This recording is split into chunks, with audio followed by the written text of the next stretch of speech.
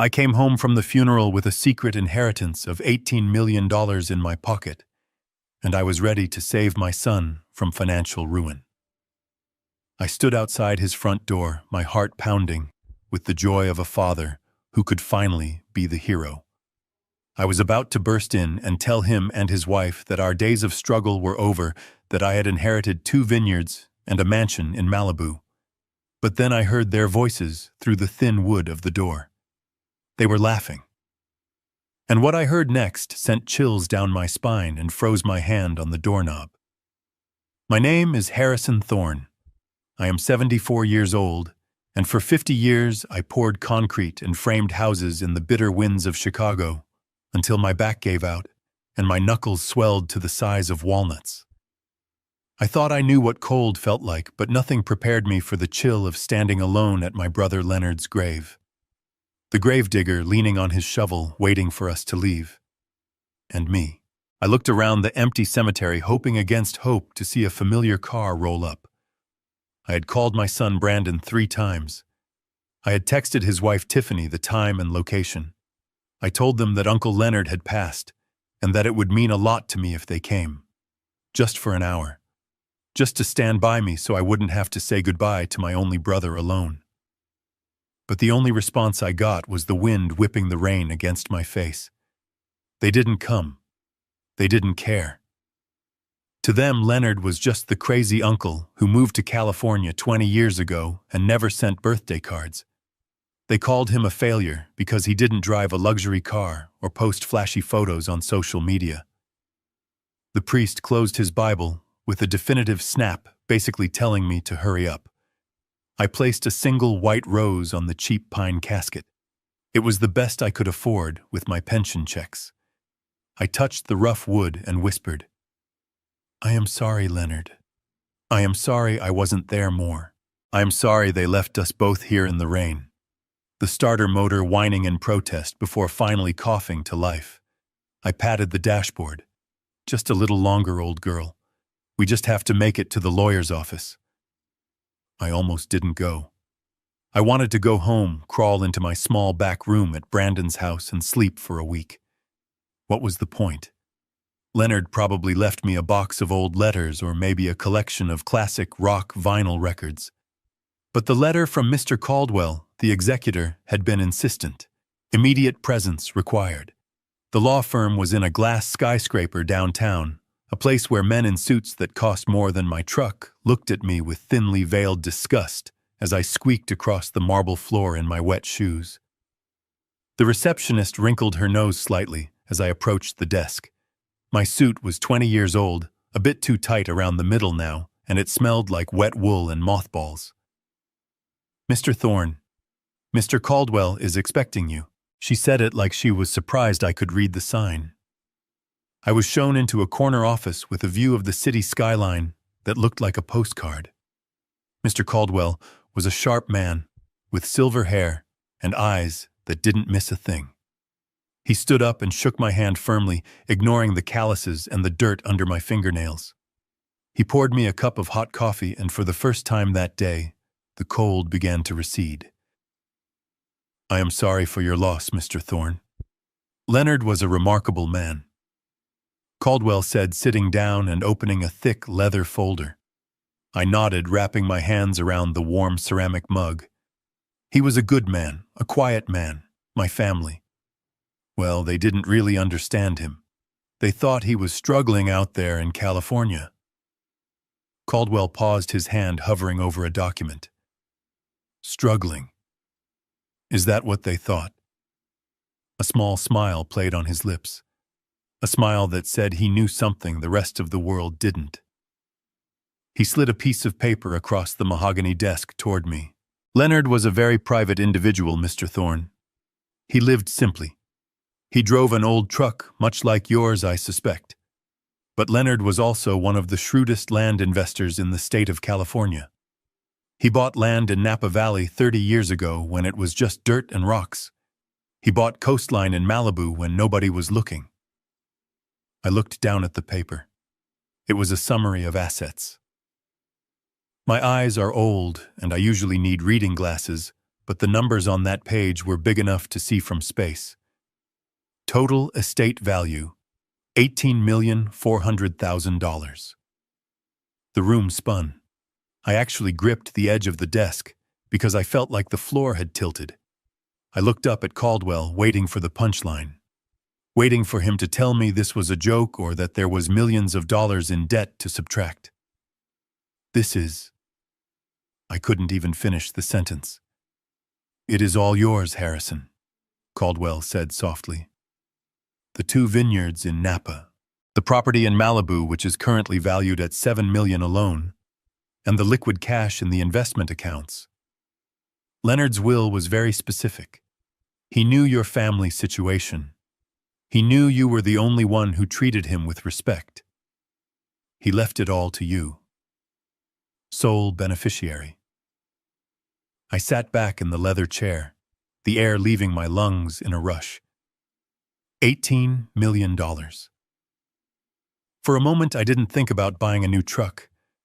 I didn't think about traveling the world or fixing my knees. My first thought, the thought that made tears prick my eyes, was Brandon. My son, Brandon. My boy. He was drowning. I knew it even though he tried to hide it. He was 40 years old and still chasing get-rich-quick schemes that always ended in disaster. I knew he was behind on the mortgage. I knew Tiffany, his wife, was maxing out credit cards to keep up appearances with her friends. I knew they were stressed. I told myself that their coldness to me, their impatience, was just the stress talking. Poverty makes people hard. Fear makes people mean. I had forgiven them for missing the funeral before I even left the lawyer's office. With this money, I could fix him. I could pay off the house.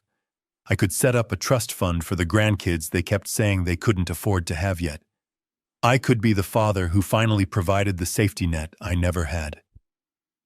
"There is a condition," Mr. Caldwell said, interrupting my daydream. Leonard stipulated that the transfer of assets takes 72 hours to clear due to the complex nature of the agricultural trusts. Until then, he strongly advised, and I am echoing this advice, that you keep this inheritance confidential. Do not sign anything. Do not make any promises. Just go home and wait for the funds to clear on Friday. I nodded, putting the documents into a thick manila envelope. I can do that. Friday. Just 2 days. I walked out of that building a different man. The rain was still falling, but I didn't feel it anymore. I felt 10 feet tall. I sat in my truck, and for the first time in years, I wasn't worrying about how to pay for gas. I patted the steering wheel. "We are going to be okay, old girl. We are all going to be okay." The drive back to the suburbs usually felt long and tiring, but today the miles flew by. I stopped at a grocery store and bought 2 expensive ribeye steaks and a bottle of good red wine. I wanted to celebrate. I wouldn't tell them the exact amount yet. I would just tell them that Leonard left me a little something, maybe enough to pay the mortgage, just to see the relief on Brandon's face. I wanted to see my son smile at me like he used to when he was a little boy, and I brought him ice cream. I pulled into the driveway of Brandon's house. It was a modest 2-story house that needed a fresh coat of paint. The gutters were overflowing, and the lawn was patchy. I looked at it and saw potential. I would hire a crew next week. We would fix the roof. We would plant a garden for Tiffany. I would make this house a home again. I grabbed the grocery bags and the heavy envelope tucked securely inside my jacket. It was barely 5 in the afternoon. Usually the house was quiet at this time. Brandon would be brooding in his office, and Tiffany would be scrolling on her phone in the living room, ignoring me. But as I stepped onto the porch, I heard something strange. Music. Jazz music playing softly. And laughter. I paused. Brandon was laughing. Not a cynical chuckle, but a full belly laugh. And Tiffany was giggling. It sounded like a party. I smiled. Maybe they had received good news too. Maybe Brandon closed a deal. This was perfect. We could celebrate together. The universe was finally aligning for the Thorne family. I reached for the door handle, my hand trembling slightly with excitement. I was about to turn the knob. I was about to walk in and change our lives forever. I looked down at my muddy shoes. I felt the thick envelope against my chest. The inheritance that could solve every problem they ever had. The lifeline I was rushing home to throw to them. I didn't open the door. I couldn't. If I opened that door right now, I would have killed him. I would have taken my bare hands, the hands that built skyscrapers, and strangled the ungrateful life out of him. Instead, I took a step back, then another. I moved silently the way I used to move on construction sites when I didn't want to wake the owners. I walked back to my truck and sat inside. I stared at the front door of the house that I had paid the down payment for 10 years ago. They wanted to play a game. They wanted to pretend. They wanted to trick the old man because they thought I was weak. They thought I was stupid. I reached into my jacket and pulled out the summary of Leonard's estate. $18 million. I wiped the rain from my face, but I didn't wipe the tears because there were none left. My sadness had died the moment Brandon called me pathetic. All that was left now was a cold, hard resolve. I started the truck. I wasn't going to tell them tonight. No. That would be too easy. If they wanted to play the game of secrets, I was going to win it. I would go inside. I would eat their food. I would listen to their lies. And I would wait. Because tomorrow I wasn't just going to be an old man with a bad back. Tomorrow I was going to be their worst nightmare. I pressed my ear against the cold, damp wood of the front door, and the world seemed to narrow down to the sliver of light leaking from the jamb. My hand was still hovering over the brass knob, a knob I had installed myself 10 years ago, when I helped them renovate this porch. Inside the house, the clinking of crystal glasses continued, a sharp and cheerful sound that felt like a needle in my ear. I expected to hear them worrying about me. I expected Brandon to be asking Tiffany if she had heard from his father, if the funeral went well, or if I was driving home safely in the storm. Instead, I heard the unmistakable sound of a cork popping, followed by the fizzy rush of champagne being poured.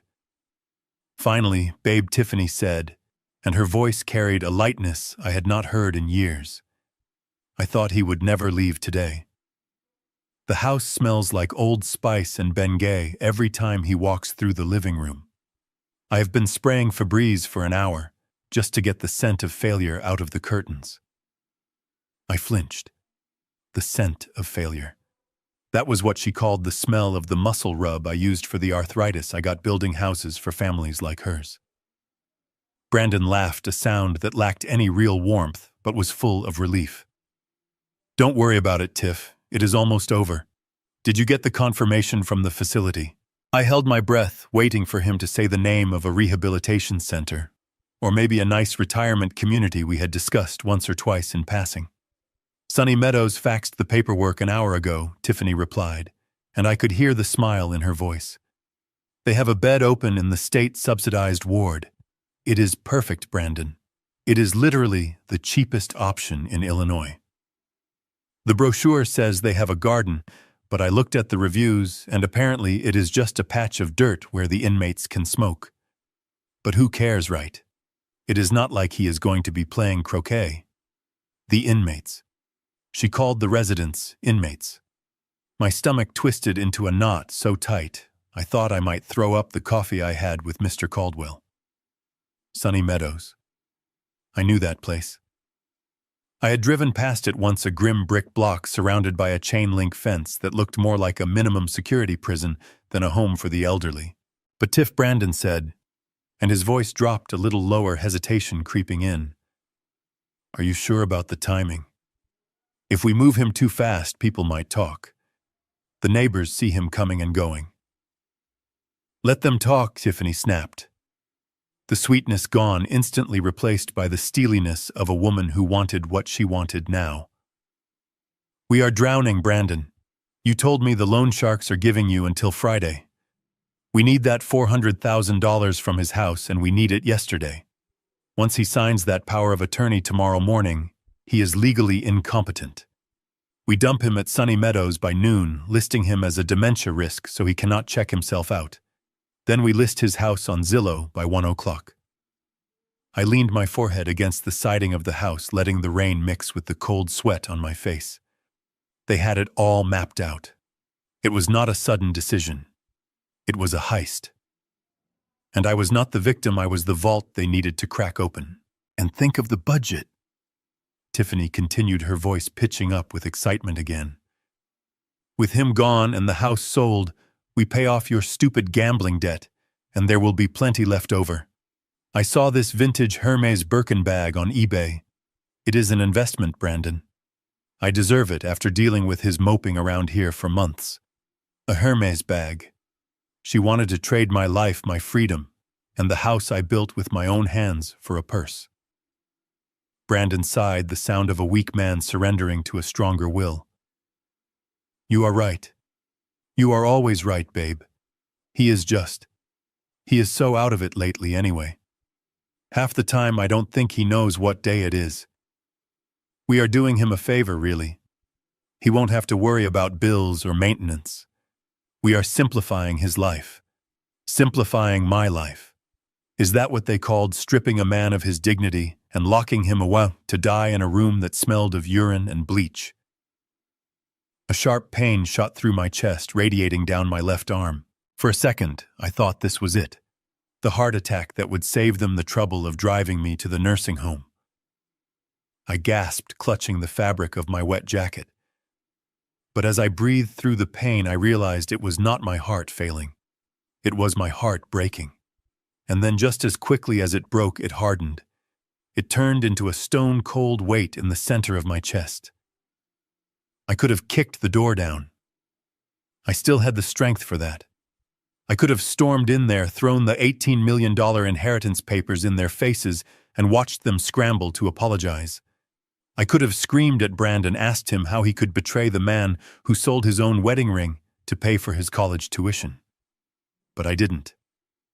Because if I went in there now as the angry father, they would just see a senile old man having a tantrum. They would use my anger as proof of my dementia.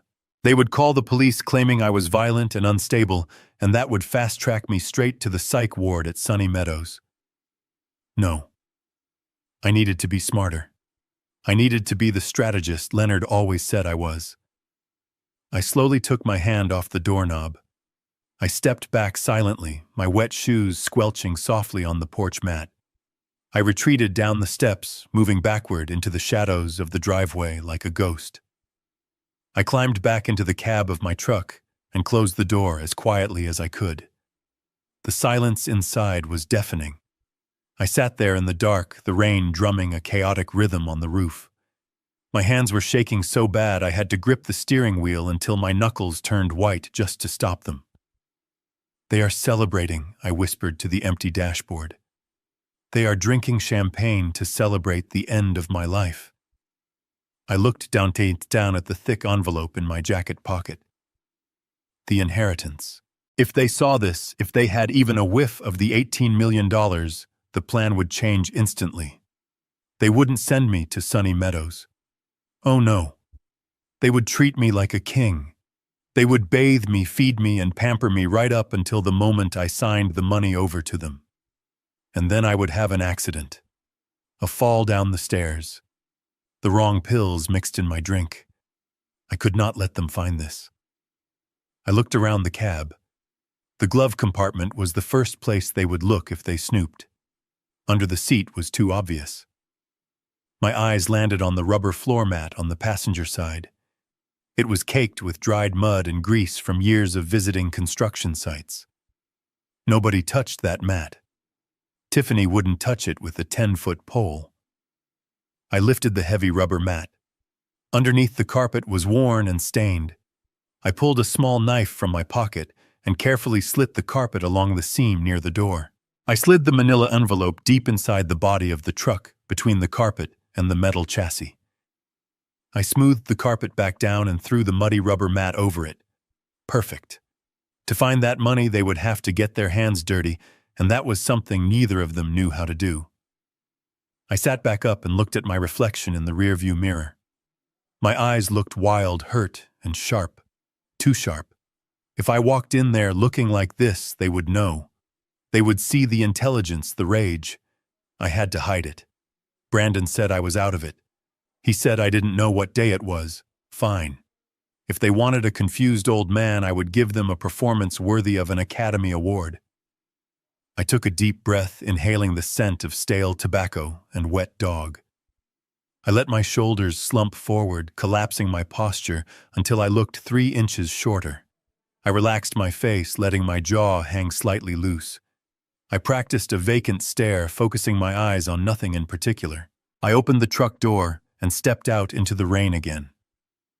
This time, I didn't walk with the purposeful stride of a man with millions in the bank. I shuffled. I dragged my left foot, slightly exaggerating the limp from my hip. I reached the porch again. Inside, the laughter had died down, replaced by the sound of the TV. They were relaxing, comfortable in their victory. I didn't use my key. A man who lives here uses a key. A guest or a confused old man knocks. I raised my fist and knocked weakly on the door, 3 uneven taps. The footsteps inside were heavy and impatient. The lock turned and the door swung open. Brandon stood there, a glass of wine in his hand, his face flushing slightly when he saw me. For a split second, I saw the guilt in his eyes, but he blinked, and it was gone, replaced by a mask of exaggerated concern. "Dad," he said loud and slow, like he was talking to a child. "You are finally back. We were getting so worried. You have been gone for hours." I looked at him, blinking slowly, letting rainwater drip from my nose. I stared at his forehead, avoiding his eyes so he wouldn't see the fire burning in mine. Is it Tuesday?" I asked, my voice rasping and cracking perfectly. I think I forgot to buy milk, Brandon." Brandon looked back over his shoulder at Tiffany, who was lounging on the sofa. She didn't even look up from her phone, but I saw her smirk. "Come inside, Dad," Brandon said, grabbing my arm with a grip that was a little too tight. "It is Thursday. And don't worry about the milk. We have everything taken care of. Everything is going to be just fine." I let him pull me into the warmth of the house that was built on my sweat and money. As I crossed the threshold, I stumbled slightly, and Brandon caught me sighing loudly. "Careful there, old-timer," he muttered under his breath. I allowed myself to be led to the worn-out armchair in the corner, the one they told me was my special spot, but which I knew was just the furthest point from the television. I sat down and let my wet jacket soak into the fabric. I looked around the room, seeing it with new eyes. I saw the expensive electronics. I saw the designer throw pillows. And I saw the predators watching their prey. "I am tired, Brandon," I said softly, closing my eyes halfway. "So very tired." "Sleep then, Dad." Tiffany called out from the couch, her voice dripping with fake sweetness. "You have a big day tomorrow. We are going to take a little trip." I nodded slowly, letting my chin drop to my chest. "Yes, a trip. I am ready." But inside, my mind was racing, calculating, planning. They thought the game was over. They thought they had checkmated the king. But they forgot one thing. They were playing against a man who built foundations for a living. And I was about to bring the whole house down on top of them. The dining room table was set like a stage for a play I never wanted to audition for. The good china, the plates with the gold rim that my late wife had collected. Piece by piece over 30 years was laid out on the lace tablecloth. Usually we ate takeout out of styrofoam containers in front of the television, or Brandon and Tiffany would eat in the kitchen, while I took a tray to my small back room. But tonight, the crystal wine glasses were sparkling under the chandelier, and the smell of roast beef and rosemary filled the air. It was a smell that should have made me hungry, but instead it made my stomach turn. I knew exactly what this was. It was the last meal of a condemned man. "Here you go, Dad. Let me get you the best piece." Tiffany said, her voice dripping with a syrup so sweet it was almost sickening. She placed a thick slice of beef on my plate next to a mound of mashed potatoes that looked too perfect to be homemade. I looked at her. Her eyes were bright, too bright. She was wearing a new dress, something silky and expensive, that probably cost more than my monthly Social Security check.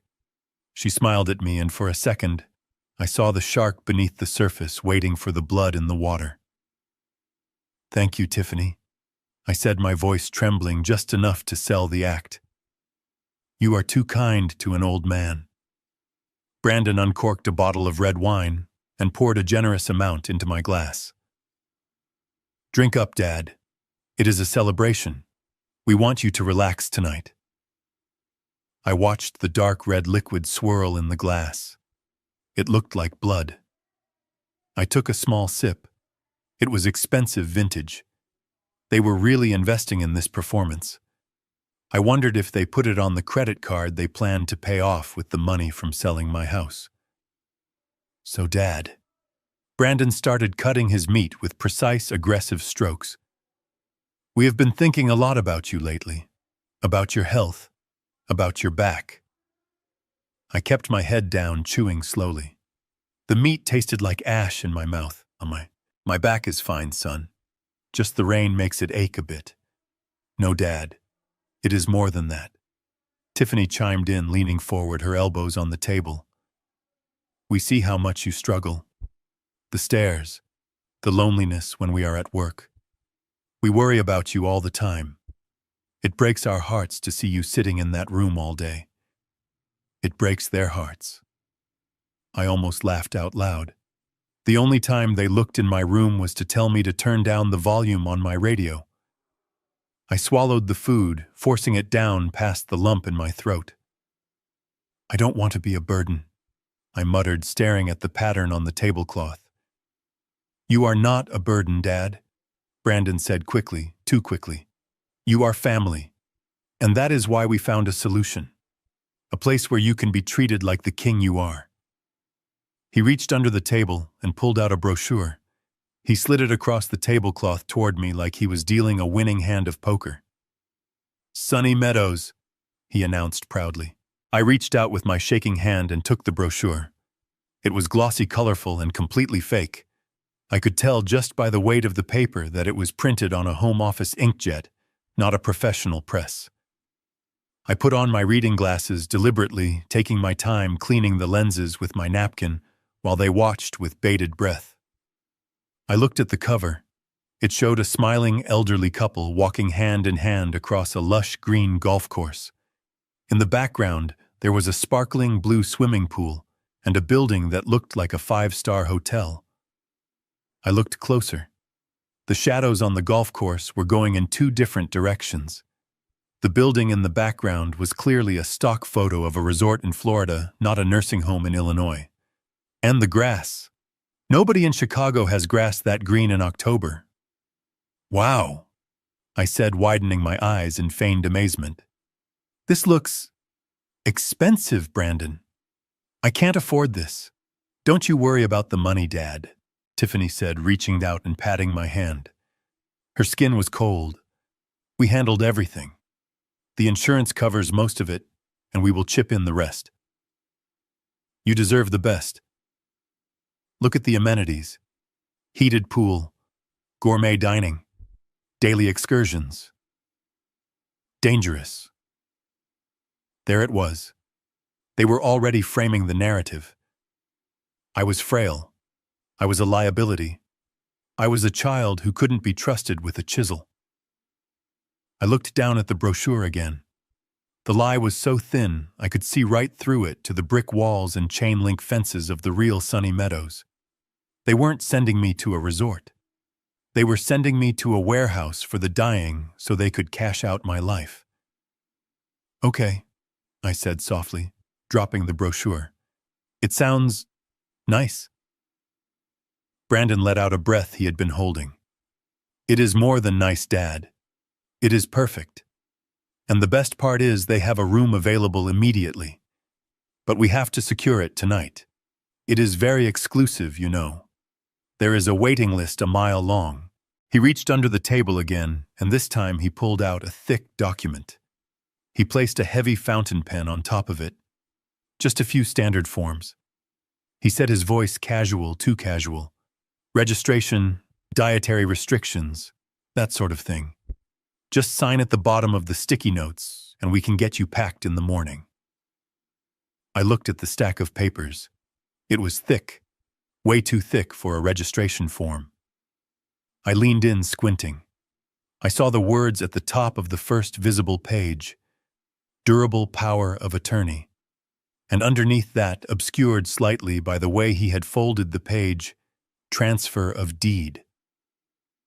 They weren't just locking me up. They were stripping me clean. Tonight. Right here at the dinner table over roast beef and wine. My heart hammered against my ribs. If I signed this, I was dead. Legally, I would cease to exist as a free man. They could sell my house, empty my bank accounts, and leave me to rot without me having a say in the world. I can't see very well without better light, I muttered, leaning back. Maybe I should take it to my room and read it in the morning. No! Brandon snapped. His voice was sharp, cracking like a whip. He caught himself instantly and forced a smile back onto his face, but the eyes were cold, dead stones. I mean, the office closes first thing in the morning, Dad. We need to fax this tonight or you lose the spot. You don't want to lose the spot, do you? After all we did to get it for you. The guilt trip, the pressure. He pushed the paper closer to me until it was touching my plate. Just sign it, Dad. Trust me. I am your son. I know what is best for you. I looked at him. The man I taught to ride a bike.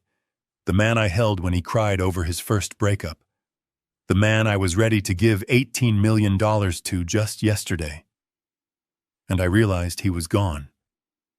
This man sitting across from me was a stranger. A greedy, desperate stranger. I picked up the pen. My hand was shaking. This time I didn't have to pretend. The rage and the sorrow were making my whole body vibrate. I moved the pen toward the paper. Brandon leaned in, his eyes hungry, fixated on the tip of the pen. Tiffany stopped chewing her fork, hovering in midair. I brought the pen down, but not to the paper. I let my elbow spasm. It was a calculated jerk, a move I had practiced in my mind 1,000 times in the last 10 seconds. My arm shot out and hit the edge of the soup bowl. The heavy porcelain bowl filled with scalding hot potato soup tipped over. It didn't just spill, it launched. A wave of thick, creamy hot liquid flew across the table and landed square in Brandon's lap. He screamed. It was a sound of pure shock and pain. He jumped up, knocking his chair backward. "You stupid old!" He roared, his face turning purple. He grabbed a napkin and frantically wiped at his crotch. His expensive slacks ruined the soup, soaking into the fabric, burning his skin. Tiffany shrieked, dropping her fork. "Oh my God. Brandon, are you okay? Look at the carpet. The rug is ruined." I sat there frozen, the pen still in my hand. The papers now splattered with drops of soup. "I am sorry," I stammered, dropping the pen. "I am so sorry." My hand. It just jerked. I don't know what happened. I am so clumsy. Brandon looked at me. For a second, the mask didn't just slip, it shattered. I saw pure, unadulterated hatred. He looked like he wanted to reach across the table and strangle me. His hands were clenched into fists, his chest heaving. "You did that on purpose," he hissed. "Brandon." Tiffany put a hand on his arm, her eyes warning him. "He is confused. Look at him. He is shaking." Brandon took a deep breath, closing his eyes. He realized he was losing the plot. If he attacked me now, he couldn't get the signature. He needed me compliant. He needed me trusting. He exhaled slowly, and when he opened his eyes, the hatred was hidden again, buried under layers of forced patience. "It is okay, Dad," he said through gritted teeth. "Accidents happen. It is just soup. It is just very hot soup." I stood up, clutching the table for support. I ruined the dinner. I ruined everything. I should just go to bed. I am no good for anything anymore. No dad. Wait, the papers. Brandon started reaching for the soggy document. I can't sign now. I wailed, playing the part of the distressed, senile old man to perfection. I am too upset. Look at my hands. I can't even hold the pen. I need to lie down. Please let me lie down. I shuffled away from the table, moving as fast as my fake limp would allow. We can do it in the morning, right, Brandon? Tiffany whispered loudly. Let him sleep. We will get him at breakfast. Fine. Brandon snapped, grabbing the wet papers. Go to bed, Dad. Just go to bed. I retreated to my room, the small back bedroom that used to be a pantry. I closed the door and locked it. It was a flimsy lock, one that could be picked with a hairpin, but it made me feel slightly safer. I sat on the edge of the narrow twin bed, my heart racing like a jackhammer. I had bought myself time, but not much. I could hear them in the laundry room down the hall. I heard the aggressive sound of the washing machine lid being slammed shut. I can't believe him. Brandon was shouting, his voice muffled by the walls. He is losing his mind, Tiff. He is dangerous. Did you see that? He practically threw it at me. We have to move fast. Tiffany replied, her voice cold and sharp. Tomorrow morning, we don't ask, we tell. If he won't sign, we get the doctor to declare him incompetent immediately. I already have the number for the emergency psych evaluation. We are getting that house, Brandon. One way or another, he is gone tomorrow. I sat in the dark, staring at the line of light under my door. The soup stain on the papers had bought me 12, maybe 14 hours. I reached under the mattress and felt the hard, reassuring shape of the $18 million file I had moved from the truck when they were in the shower. I had the money. I had the power. But I was trapped in a house with two people who were ready to erase me from existence. I looked at the old alarm clock on the nightstand. It was 8 p.m. By 8 a.m. tomorrow, the war would begin. I laid back on the pillow, but I didn't close my eyes. I listened to the house settle. I listened to my son cursing my name in the other room, and for the first time in my life, I didn't feel love for him. I felt clarity. Tomorrow, I wouldn't be the father anymore. Tomorrow, I would be the judge, the jury, and the executioner, and the sentence was going to be severe. I told the lie with the practiced ease of a man who had been undercover in his own life for 24 hours. I shuffled into the kitchen where Brandon was aggressively typing on his laptop, and Tiffany was blending a green smoothie that looked like swamp sludge. I told them I was going to play chess with Old Man Miller at the park. It was a flimsy excuse considering Miller had been dead for 3 years, but neither of my loving family members noticed or cared. They just waved me away, eager to have the house to themselves, to finalize the sale of my dignity. I climbed into my truck, and the moment the door shut, the act dropped. My spine straightened. My eyes cleared.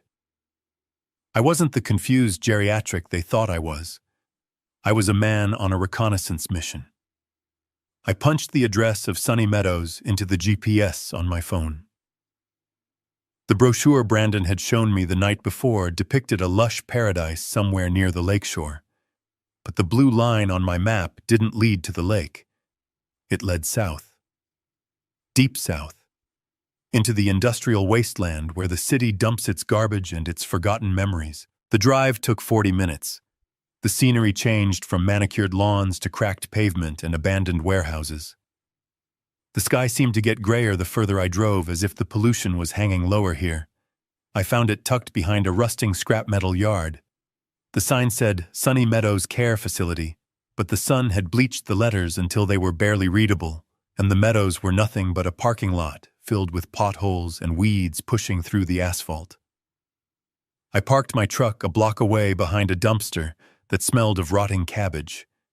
I grabbed my phone and pulled my cap low over my eyes. I walked with my real stride, purposeful and steady, ignoring the ache in my hip. I wasn't a visitor today. I was an inspector looking for cracks in the foundation. The building was a 2-story brick monstrosity that looked like it had been a factory in a previous life. The windows were small and barred. There were no balconies, no golf course, no sparkling pool, just a grim red box designed to keep people in until they stopped breathing. I walked up to the perimeter fence. It was chain link topped with barbed wire that leaned aggressively inward. I took out my phone and snapped the first picture. This was the resort my son was selling me. This was the paradise Tiffany claimed cost a fortune. I found a service gate that was left slightly ajar, a clear violation of security protocol. I slipped inside, moving between the shadows of the delivery trucks. The smell hit me instantly. It wasn't the smell of pine trees or fresh linen. It was the heavy, suffocating stench of industrial bleach trying and failing to cover up the smell of urine and stale cafeteria food. It was the smell of a place where hope goes to die. I crept along the side of the building, looking for a window to peer into. I found one near the back at ground level. The glass was grimy, smeared with years of rain and dirt. I used my sleeve to wipe a small circle clean and looked inside. What I saw made my blood run cold. It wasn't a dining hall. It was a holding pen. Dozens of elderly people were sitting in wheelchairs lined up against the wall, like discarded furniture. A television was blaring a cartoon at high volume, but nobody was watching. Most of them were slumped over asleep or medicated into oblivion. There were no nurses chatting with them. No activities. Just a single orderly sitting at a desk, scrolling through her phone while a woman in the corner cried softly for her mother. I snapped a photo, then another. I needed proof. I needed to show the judge exactly what my son considered adequate care. I moved further along the wall towards a small concrete patio area that the brochure had probably labeled as the garden. "Hey, you." The voice boomed like a thunderclap. I spun around. Standing at the doorway to the building was a guard. He was huge, a wall of muscle and fat squeezed into a uniform that was too tight. He had a shaved head and a face that looked like it had been chiseled out of granite by an unskilled sculptor. "No visitors allowed back here," he shouted, stepping onto the patio. He slapped a baton against his palm. "And absolutely no cameras. Give me that phone." I stood up. My knees popped, but I locked them straight. I was 74, but I was 6'2", and I had swung sledgehammers for a living before this guard was even born. I assessed him quickly. He was heavy, slow-moving. He relied on intimidation. "I am just looking for the admissions office," I lied, putting on my confused voice but keeping my body tense, ready to move. "I think I got lost." "You are not lost," the guard growled, closing the distance between us. "You are taking pictures. I saw the flash. Hand over the phone, old man, or I will break it, and then I will break you." He lunged for me. A younger man might have run. A weaker man might have cowered. But I was a contractor. I knew how structures worked, and I knew how to use the environment. I stepped back quickly, putting the wheelchair between us. The guard stumbled, trying to avoid hitting the patient. "Watch out!" I shouted, pointing frantically at the wall behind him. "The gas line. It is sparking." It was the oldest trick in the book, a distraction based on immediate danger. For a split second, the guard looked back instinctively, protecting himself from an explosion that wasn't happening. That second was all I needed. I didn't run. I moved with calculated precision. I shoved the stack of wooden pallets I had been hiding behind. They were heavy, but adrenaline is a powerful drug. The pallets toppled over with a deafening crash, blocking the doorway and creating a wooden barricade between the guard and the exit to the parking lot. "What the hell?" the guard roared, turning back, but I was already moving.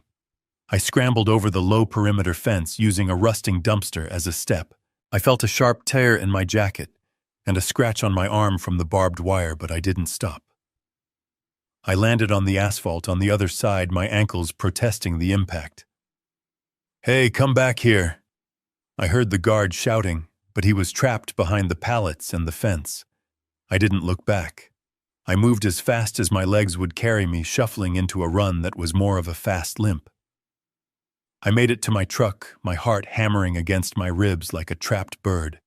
I fumbled with the keys, dropping them once before jamming them into the ignition. The engine roared to life, a beautiful sound of freedom.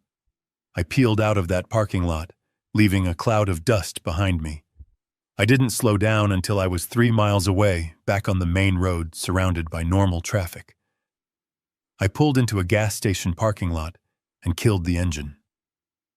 I sat there for a moment, breathing hard, my hands gripping the steering wheel so tightly that my knuckles were white.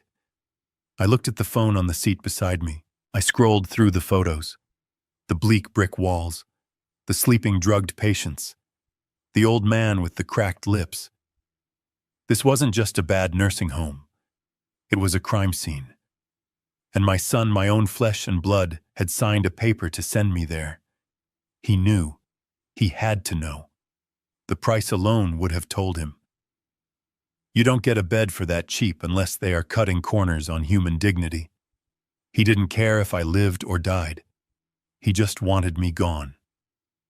A tear leaked out of my eye, hot and angry. I wiped it away furiously. Sadness was a luxury I could no longer afford. Sadness was for victims, and I was done being a victim. I picked up the phone. My fingers were steady now. I dialed the number for Mr. Caldwell, the lawyer. He answered on the second ring. Harrison, is everything all right? You are supposed to be laying low. The plan has changed, Mr. Caldwell, I said. My voice sounded different to my own ears. It was deeper, rougher. It was the voice of the man who used to fire incompetent subcontractors without blinking. What do you mean, changed? Caldwell asked, concern in his voice. I just visited Sunny Meadows, I said. I have pictures, Caldwell. I have evidence. But that is not enough. I don't just want to survive this. I want to end it. Harrison, what are you asking me to do?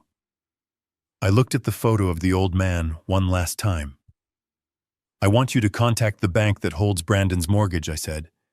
And I want you to find out who holds his gambling debts. You said I have $18 million liquid cash coming on Friday, right? Yes, but use the emergency bridge loan from the trust I commanded. Buy it all, Caldwell. Buy the mortgage. Buy the credit card debt. Buy the personal loans. I want to own every single cent that boy owes to anyone in this world. There was a silence on the other end of the line. A long, heavy silence. Harrison Caldwell said slowly, If you do that, you become his creditor. You hold the power to foreclose, to seize assets, to destroy his credit rating forever. I know, I said, staring at the scars on my hands. He was ready to sell me into hell for $400,000, Caldwell. I am just returning the favor. Buy the debt, and have the papers ready for the big reveal tomorrow. I hung up the phone. I started the truck. I wasn't going home to hide anymore. I was going home to wait. The trap was set, the bait was taken, and the hunter was coming home for dinner. I drove around the block 3 times before I saw their cars leave. Brandon's leased BMW sped off first, probably heading to meet his loan shark, or perhaps to try and secure a bridge loan before he stole my money. Tiffany's white Range Rover followed a few minutes later, heading in the direction of the mall. They left the house unguarded, thinking I was miles away, playing chess with a ghost in a park. I pulled my truck into the driveway, but I didn't park in my usual spot. I pulled it around the back near the garage where the overgrown hedges would hide it from the street. I killed the engine and sat there for a moment, listening to the silence. My heart was still hammering from the confrontation at the nursing home, but now my mind was icy clear. I let myself in through the back door. The house was quiet, but it felt different now. It didn't feel like a home. It felt like a crime scene that hadn't been processed yet. I walked straight to the hallway that led to Brandon's home office. The door was locked. Of course it was locked. Brandon always kept it locked, claiming he had sensitive client files in there. I used to respect that. I used to think he was a professional protecting his business. Now I knew he was just a criminal hiding the evidence. I knelt down in front of the doorknob. My knees protested, sending a sharp jolt of pain up my thighs, but I ignored it. I looked at the lock. It was a standard interior privacy lock, the kind you buy at a hardware store for $10. It was an insult to a man who had installed bank vaults in the 80s. I pulled a small flathead screwdriver from my pocket, the one I always kept for tightening cabinet hinges. Then I reached into my wallet and pulled out a heavy-duty paperclip I had snagged from the lawyer's office. I straightened the paperclip with my teeth, bending the tip into a small hook. My hands were gnarled from arthritis and scarred from 50 years of labor, but when I held a tool, the tremors stopped. It was muscle memory. It was the one language my body still spoke fluently. I inserted the screwdriver into the bottom of the keyway, applying just a whisper of tension. Then I slid the paperclip in. I closed my eyes, visualizing the pins inside the brass cylinder. Pin 1. Click. Loose. Pin 2. Binding. I applied a little more pressure, feeling the tiny metal cylinder resist. I nudged it. Click. It took me less than 30 seconds. A soft metallic thud echoed in the hallway, and the knob turned in my hand. I opened the door and slipped inside, closing it softly behind me. The room smelled of stale coffee and desperation. It was a mess. Papers were strewn everywhere, covering the mahogany desk and the floor. This wasn't the office of a successful real estate agent. This was the cockpit of a plane that was going down in flames. I walked over to the desk. The laptop was open, the screen dark. I tapped the spacebar. No password. Brandon was arrogant. He thought the lock on the door was enough.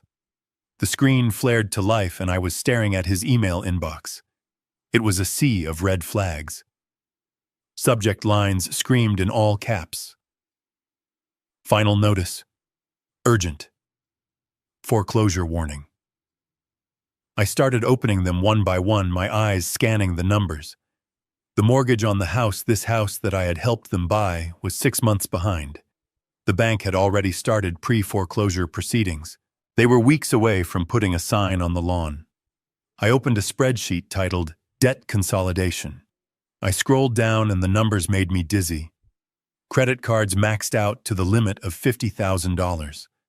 Personal loans from predatory online lenders with interest rates that should be illegal.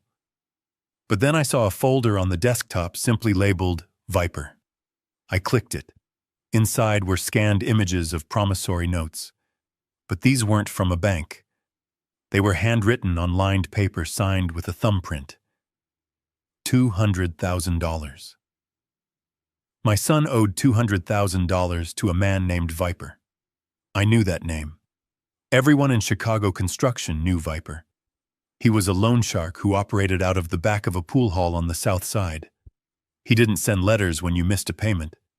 He sent guys with baseball bats. I felt a wave of nausea. Brandon wasn't just broke. He was in mortal danger. That explained the desperation. That explained why he was willing to sell his own father down the river. He was trying to buy his life with mine. I turned away from the screen, needing to find something physical, something concrete.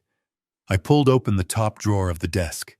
It was stuffed with unopened envelopes. I grabbed a handful. Underneath the stack of bills, I found a thick manila envelope. It looked official. I opened it and pulled out the papers inside.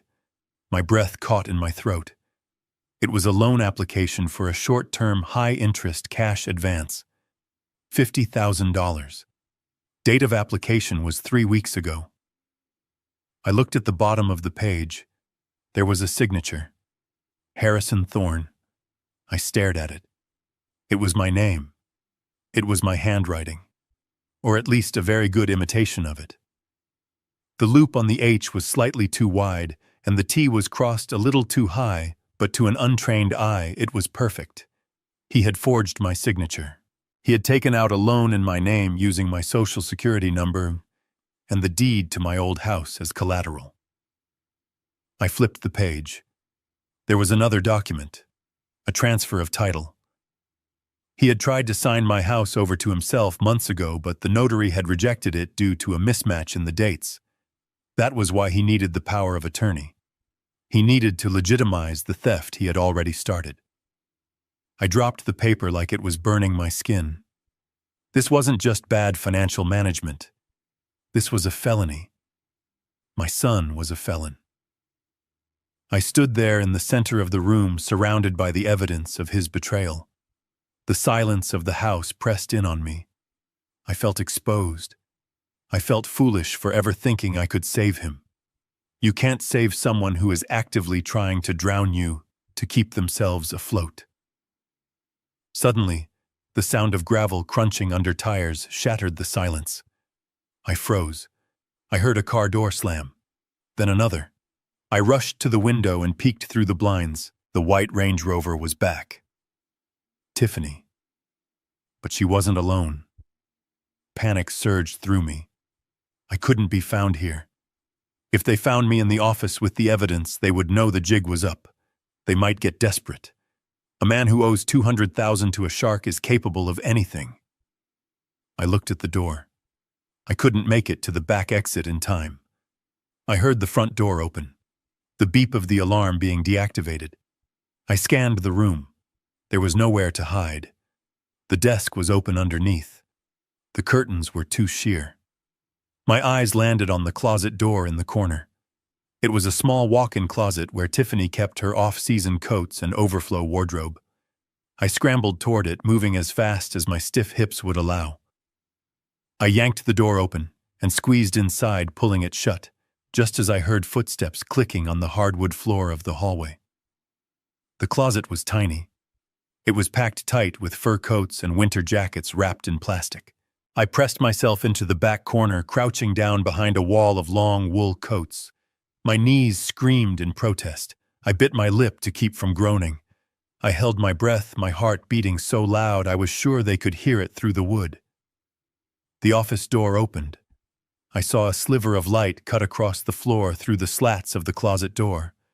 Tiffany walked in. I could see her expensive heels clicking on the floor. She walked straight to the desk. "I told you it was unlocked," she said. Her voice was agitated. "Brandon is so careless. He leaves everything out." Then I heard a second set of footsteps. Heavier, slower. The boots were black leather, thick-soled. Not Brandon's shoes. A man's voice spoke. It was deep, gravelly, and unfamiliar. "You sure the old man isn't here?" "He is at the park," Tiffany snapped. "He won't be back for an hour. He moves like a snail. We have time." I huddled deeper into the coats, sweat trickling down my back. Who was this man? Was it the loan shark? Was it a hitman? The man walked around the desk. I could hear him shuffling the papers, the same papers I had just been holding. "This looks like a mess, Tiffany," he grunted. "Brandon is underwater." "Deep. Viper is getting impatient. He told me to tell you that if he doesn't get the cash by Friday noon, he is going to start taking payments in bone." I know, Tiffany's voice trembled, but not with fear, with anger. "That is why we are expediting the process. The old man signs tomorrow. We liquidate his assets immediately. The house sale is already lined up with a cash buyer. We will have the money." "You better," the man said. "And what about the husband?" "Brandon. Does he know about us?" I froze. The air in the closet seemed to vanish. Tiffany laughed. A cruel, cold sound. "Brandon doesn't know anything. He is so busy trying to keep his head above water he doesn't notice that I am the one holding the anchor. Once we get the old man's money and pay off Viper, I am filing for divorce. I am taking half of what is left, and we are going to Cabo just like we planned." My jaw dropped. The betrayal had layers. It was a rotten onion of deceit. Tiffany wasn't just conspiring with Brandon against me. She was conspiring with this stranger against Brandon. She was playing everyone. "Come here," the man said. I heard the sound of movement, the rustle of fabric. Then the sickening sound of kissing right there in the office of the man she was married to, while his father hid in the closet 3 feet away. "We need to be quick," Tiffany whispered. "Grab the deed from the drawer. We need to make a copy for the realtor." I watched through the slat as the man reached for the drawer. The drawer I had just closed. The drawer where I had left the papers slightly disheveled. He pulled the drawer open. He paused. "Hey," he said, his voice sharp. "What?" Tiffany asked. "Did you go through this drawer this morning?" "No, why?" "The files are moved. And look at this." I pressed my hand over my mouth. I had left the forged loan application on top. I hadn't put it back at the bottom of the stack. "Someone has been looking at this," the man said. The room went deadly silent. I stopped breathing. I squeezed my eyes shut, praying to a God I hadn't spoken to in years. "Check the house," the man commanded. "Check every room, now." I heard them both turn, and then I saw the man's boots stop. He turned back slowly. He was facing the closet. He took a step toward me. I gripped the screwdriver in my pocket. My hand wasn't shaking anymore. If he opened that door, I wasn't going down without a fight. I was trapped. I was outnumbered. But I was cornered. And a cornered animal is the most dangerous thing on earth. The brass handle of the closet door turned slowly, and I gripped the handle of the screwdriver so hard, my palm began to sweat. I was 74 years old, but in that moment I felt the primal surge of adrenaline that belongs to a man fighting for his life. I was ready to lunge. I was ready to drive the steel tip of that tool into the leg of the stranger standing just inches away. I held my breath, my lungs burning, as the door clicked, unlatched. But then Tiffany spoke. Her voice was husky and impatient. "Leave it, Mike. We don't have time for a scavenger hunt. If the old man was here, we would smell his Bengay cream. He is probably asleep on a park bench somewhere. Come here." The handle stopped turning. The latch clicked back into place. I heard the heavy boots step away from the door, and I let out a breath so quiet it didn't even disturb the dust motes dancing in the darkness. I heard the sound of papers being thrown back onto the desk, followed by the rustle of clothing. I peered through the slats again. Tiffany had pushed the stranger back against Brandon's mahogany desk. She was kissing him. Not the peck on the cheek she gave my son, but a hungry, devouring kiss that made my stomach turn. I recognized the man now. He wasn't the loan shark. He was Mike, the personal trainer she had hired 6 months ago, the one she said was helping her with her core strength. I watched as his hand slid down her back, and she laughed a low, throaty sound that I had never heard her make in 10 years of marriage to my son. "So what is the timeline?" Mike asked, pulling away slightly to look at her. "Viper is getting antsy. He wants his money by Friday, or he says he is going to break Brandon's legs." "Let him break them," Tiffany whispered, running her fingers through Mike's hair. "It might make the divorce proceedings easier if Brandon is in a cast." I pressed my ear against the wood. "Divorce?" "Yeah, but the money," Mike pressed. "The money is good as ours," Tiffany said. "Tomorrow morning the old man signs the power of attorney. By noon he is in Sunny Meadows. By 1 o'clock I liquidate the house. We pay Viper off to keep him quiet, and then we take the rest." "And the old man?" Mike asked. "What if he talks? What if he complains to a doctor that he was forced?" Tiffany smiled, and it was the most terrifying thing I had ever seen. In the dim light of the office, she looked like a demon. "He won't talk for long," she said casually, like she was discussing the weather. "He has a heart condition, Mike. Arrhythmia. He takes beta blockers 3 times a day. If he were to, say, miss a few doses, or maybe if his dosage got mixed up in that chaotic nursing home, well, at his age, a heart attack is just nature taking its course." My blood ran cold. I felt the sensation of ice water pouring down my spine. This wasn't just theft. This wasn't just abandonment. This was a conspiracy to commit murder. She wasn't just planning to lock me away. She was planning to kill me. She was going to cut off my medication and let my heart fail so she could run off with this muscle-bound thug. And Brandon, my stupid, arrogant son, he was just a pawn. He thought he was saving himself, but he was digging his own grave right alongside mine. Once I was dead, and the money was secured, she would divorce him, leaving him with the guilt and the grief, while she vanished with half the assets. Mike laughed a cruel sound. "You are cold, Tiff. I love it." "I just know what I want," Tiffany replied, kissing him again. "And I don't want to be stuck in this suburbs nursing a broke husband and a senile father-in-law. I want Cabo. I want the beach. And I want you." They stayed in the office for another 10 minutes. 10 minutes that felt like 10 years. I had to listen to them plan their future on the grave of my past. I had to listen to the woman my son adored mock him, call him weak, call him a loser. Finally, they pulled apart.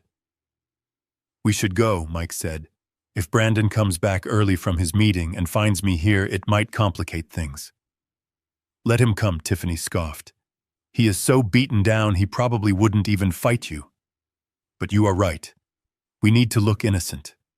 Go out the back way. I will meet you at the hotel later." I heard the heavy boots walk to the door, then the lighter click of Tiffany's heels. The office door opened and closed. I waited. I counted to 500 in my head. My legs were cramping so badly I thought I might never walk again. My hip was screaming in agony, but physical pain was nothing compared to the horror of what I had just heard. I pushed the closet door open. I fell out onto the floor, gasping for air. The room smelled of her perfume and his cologne, a toxic mix that filled my lungs. I pulled myself up using the edge of the desk. My hands were shaking uncontrollably. I looked at the papers on the desk. They were messy. I took a deep breath. I couldn't leave a trace. I had to be the ghost they thought I was. I spent 5 minutes arranging the papers exactly as I had found them. I put the forged loan application back in the middle of the stack. I wiped the handle of the drawer with my sleeve to remove my prints. I wiped the closet doorknob. I checked the window. Tiffany's car was gone. I slipped out of the office and locked the door behind me using the paperclip and screwdriver method in reverse. It clicked shut, sealing the secrets inside. I walked to the back door. I didn't limp. I didn't shuffle. I marched. I got into my truck and started the engine. I drove away from that house, and I knew I would never step foot in it as a father again. The man who lived there, the Harrison Thorne who fixed leaky faucets and apologized for taking up space, was dead. Tiffany had killed him in that office. I drove straight to the city. I didn't look at the speed limit. I had a meeting to make. Mr. Caldwell's secretary tried to tell me he was in a meeting when I stormed into the law firm, but the look on my face stopped her mid-sentence. I looked like a man who had just walked out of a burning building. I pushed past her and opened the door to Caldwell's office. He was on the phone, but he hung up immediately when he saw me. "Harrison," he said, standing up. "You look—" "I know how I look," I interrupted, my voice rasping like a saw blade cutting through oak. "I look like a man who just found out his daughter-in-law is planning to murder him." Caldwell's face went pale. "Sit down, Harrison. Tell me everything." I didn't sit. I paced. I told him everything. I told him about the closet. I told him about Mike. I told him about the heart medication and the plan to divorce Brandon. When I finished, Caldwell sat back in his chair, stunned. He took off his glasses and rubbed the bridge of his nose. "We need to go to the police," he said quietly. "This is conspiracy to commit murder, Harrison. We have enough to—" "No." I slammed my hand on the desk. "No police. Not yet." "Why, Harrison? This woman is dangerous. Because if we go to the police now, it is my word against hers, I hissed. She will say I am senile. She will say I imagined it. She will say I am a confused old man who forgot his meds and is hallucinating. And Brandon will side with her. He is so blinded by her he will testify against me. Then what do you want to do? Caldwell asked. I want proof, I said. Irrefutable, undeniable proof. I pulled a crumpled piece of paper from my pocket. It was a list I had made in the truck. I want you to hire a private security team, I said. I want hidden cameras installed in that house, living room, kitchen, and especially the dining room. I want them installed today while they are out. Can you do that? Caldwell nodded slowly. I have a firm I use for corporate espionage cases. They are expensive, but they are fast. Do it, I said. And one more thing. What is it? I want to buy the debt, I said. All of it. Brandon's mortgage, the credit cards, and the note from Viper. Harrison Caldwell warned. Buying debt from a loan shark is not like buying a mortgage. These are dangerous people. I don't care, I said. I want to own him, Caldwell. I want to own my son. Because right now he is a slave to his wife and his debts. If I am going to save him from her, I need to be the one holding the leash. I leaned over the desk, looking the lawyer dead in the eye. Use the trust fund. Pay Viper whatever he wants plus 10% for a quick transfer. Get the paper. I want to be the one Brandon has to answer to when the clock strikes 12. Caldwell looked at me for a long moment. He saw the resolve in my eyes. He saw the contractor who used to build skyscrapers. Okay, he said, picking up the phone.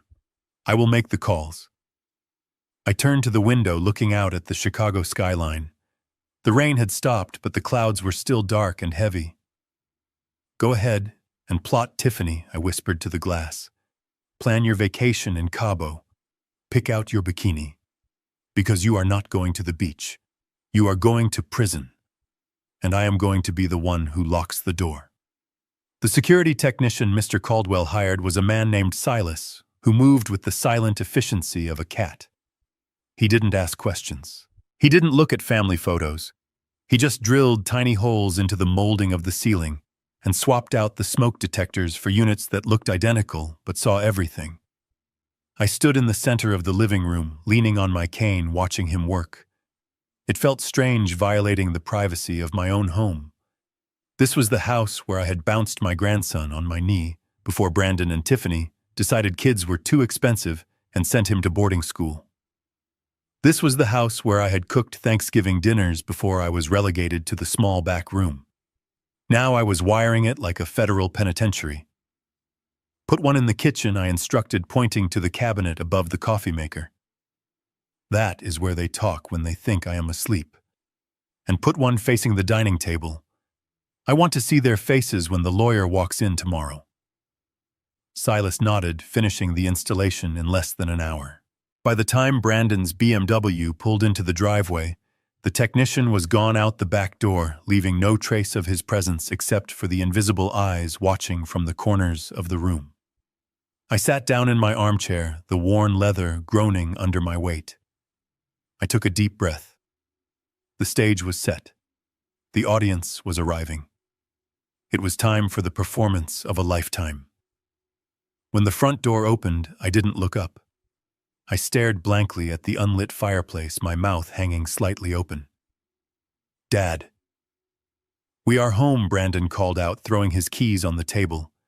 His voice was tight, stressed. I waited a beat. Then two. I turned my head slowly, my movements jerky and uncoordinated. Leonard, I rasped, blinking rapidly. Is that you, Leonard? Did you bring the truck around? Brandon stopped in his tracks. He looked at Tiffany, who was shaking her umbrella in the foyer. He called me Leonard, Brandon whispered. He thinks I am his dead brother. Tiffany walked into the room, her eyes scanning me with a mixture of disgust and delight. She didn't see a father losing his mind. She saw a hurdle lowering itself so she could jump over it easier. Play along, she mouthed to Brandon. Brandon walked over to me. He squatted down, but he didn't touch me. He looked at me like I was a specimen in a jar. "It is me, Dad. It is Brandon. Leonard is gone, remember?" "Gone," I repeated, letting a tear leak out of my eye. "No. We have to finish the framing on the Johnson house. The concrete is coming at noon." I tried to stand up, but I let my legs buckle. I grabbed the side table for support, and my hand swept a porcelain figurine, a heavy statue of a dancer that Tiffany loved, onto the floor. It shattered with a loud crash. I gasped, recoiling in fear. I covered my head with my arms, cowering like a beaten dog. "Don't hit me," I whimpered. "I am sorry, Leonard. I didn't mean to break it. Don't hit me with the belt." The room went silent. I was improvising, but I was drawing from a deep well of pain. Leonard never hit me. But the fear of being punished for being old, for being in the way that was real. Brandon stared at the shattered pieces of the statue. Usually, he would have yelled. He would have lectured me about being clumsy, about the cost of things. But today he just smiled. A slow, creeping smile that didn't reach his eyes. "It is okay, Dad," he said, standing up and dusting off his hands. "Nobody's going to hit you. You are just confused. You are very, very confused." He looked at Tiffany and nodded. It was a signal. The signal that said I was broken enough to be discarded. Tiffany walked over, stepping over the broken porcelain without a second thought. She put a hand on my shoulder. Her touch was light, but it felt heavy with intent. "You know, Harrison, you really are getting worse," she said, her voice dripping with fake sympathy. "It is not safe for you here anymore. You need professional help. You need to be somewhere where they can watch you 24 hours a day." I looked up at her, widening my eyes. "I want to go home," I whispered. "I want to go to the farm." "We are taking you to a farm, Dad," Brandon lied smoothly. "A beautiful farm. Tomorrow. But we need to handle some paperwork first." He sat down on the ottoman in front of me, blocking my view of the rest of the room. He leaned in close, his breath smelling of stale coffee and mints. "Dad, listen to me. Tomorrow morning my lawyer is coming over. Mr. Henderson. He is a nice man. He just needs to help us with the house so we can get you to the farm." I nodded slowly, staring at his chin. "The house, yes. Exactly. Now I know your hands are shaking. I saw you drop the statue. So we made it easy for you. You don't even have to sign your name." I paused. This was a new development. "No signature?" I asked, my voice trembling. "No," Brandon said. "Mr. Henderson said that because of your condition, a thumbprint is enough. We will just press your thumb onto the paper. Just a little ink. That is all it takes to get you to safety." I felt a cold rage burning in my stomach. A thumbprint. They were treating me like an illiterate criminal. They wanted to bypass my handwriting because a forensic handwriting expert might testify later that my signature looked forced or shaky. But a thumbprint is definitive.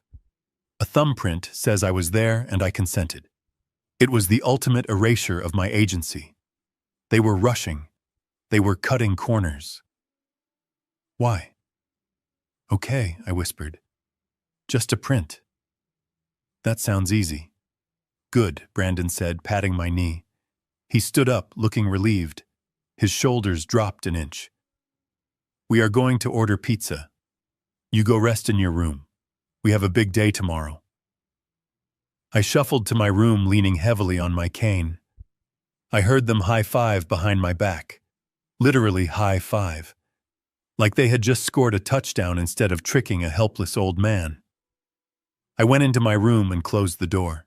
I locked it. Then I sat on the edge of the bed and pulled out my smartphone. I opened the app that Silas had installed. The screen flickered and then split into two feeds. Camera 1 showed the living room. Camera 2 showed the kitchen. I tapped on the kitchen feed. The image was crisp, high definition. I could see the crumbs on the counter. I could see the label on the wine bottle Tiffany was opening. Brandon was pacing. He wasn't celebrating anymore. He was holding his phone, looking at the screen with an expression of pure terror. Tiffany poured herself a glass of wine. "Relax, babe," she said.